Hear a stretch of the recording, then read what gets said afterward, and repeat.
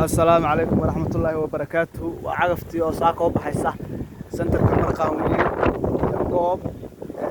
هي سنتر كجرمل halkan waxaa idinka muuqda cagaftii oo la raray hadda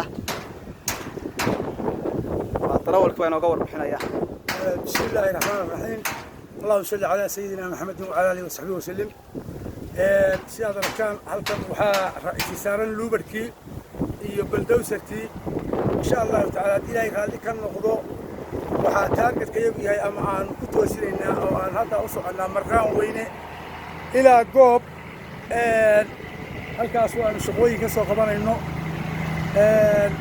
insha Allah taala waxaan ku rajaynahay in ilaahay noo fududeeyo